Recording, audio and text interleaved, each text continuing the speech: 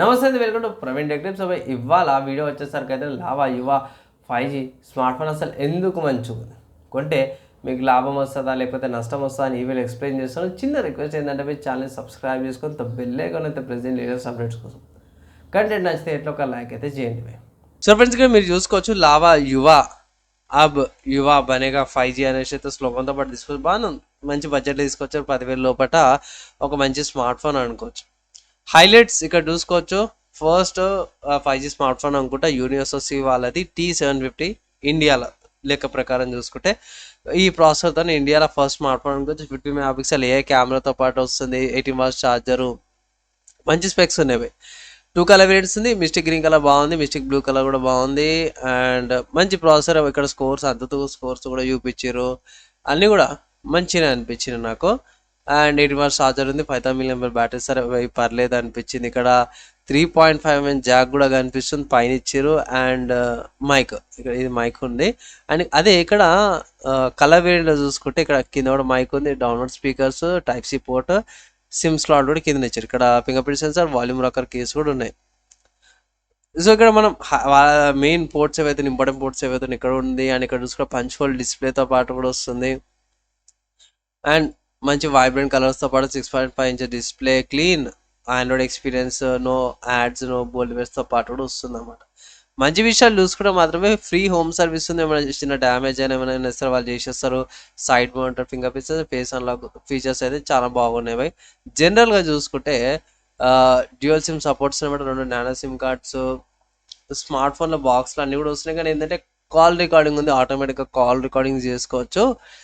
And అదే mostly major ఇదే ఉంది. కానీ ఇక్కడ ఎంత ఆపరేటింగ్ సిస్టమ్ ఎక్కడ అప్గ్రేడ్ చేసుకోవచ్చు దాని మీద ఎక్కువ ఐడియా లేదు. కానీ ఇక్కడ మెయిన్ చూసుకుంటే Android 13 అవుట్ ఆఫ్ ద బాక్స్లో వస్తుంది.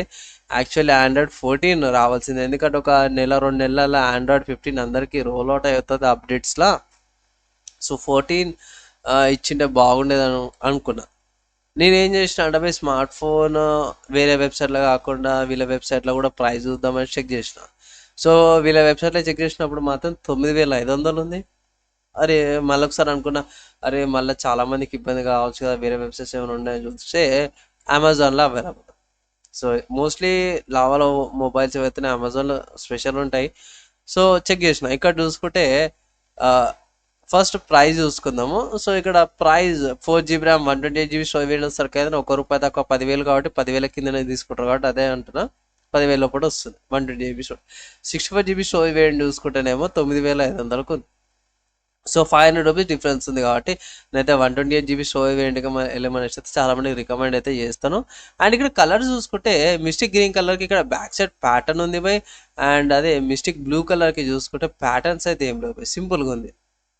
సో నేనైతే గ్రీన్ కలర్ తీసుకోమంటే ఎవరైతే ప్యాటర్న్స్ లాంటివి ట్రాన్స్పరెంట్ కేస్ చూసే వాళ్ళకి అది బాగుంటుంది. కమింగ్ టు కీ పాయింట్ ఏంటంటే కొంచెం డిసప్పాయింట్మెంట్ అనిపించింది ఏంటంటే ఇక్కడ అవుట్ ఆఫ్ ద బాక్స్లో Android 14 వస్తలేదు, Android 13 వస్తుంది. అండ్ మీరు Android 14కి అప్గ్రేడ్ చేసుకోవచ్చు అనమాట. సో అదొకటి మేజర్ డిసప్పాయింట్మెంట్ అనమాట. అండ్ నెక్స్ట్ థింగ్ ఏంటంటే అవి ప్రాసెసర్ అనమాట. సో ఇక్కడ మనకి ప్రాసెసర్ చూసుకుంటే ఐ థింక్ యూనిఎస్ఓసి వాళ్ళది ప్రాసెసర్ యూజ్ చేస్తారు, 5G ప్రాసెసర్ అన్నమాట. T750 ఇక్కడ మెన్షన్ చేసిరా, అల్ట్రా ఫాస్ట్ 5G ప్రాసెసర్ అని మెన్షన్ చేసారు. సో ఇక్కడ హైలైట్లోకి వెళ్ళాల్సిందే. సో ఇక్కడ T750 ప్రాసెసర్ అన్నమాట. సో ఎందుకన్నా అంటే ఫస్ట్ విషయం ఏంటంటే యూనిఎస్ఓసి వాళ్ళది ప్రాసెసర్స్ కొంచెం స్లైడ్గా హీట్ ఎక్కుతాయి. అదొక్కటే డ్రాబ్యాక్ అనిపిస్తుంది నాకు, కొంచెం హీట్ తొందరగా అవుతాయి. అదొక్కటే డిసప్పాయింట్మెంట్. చూడాలి. ప్రీవియస్వి T606 కానీ 606, T6112 ఇలాంటి ప్రాసెసర్లు నేను యూజ్ చేసిన ఉన్న స్మార్ట్ ఫోన్స్లో.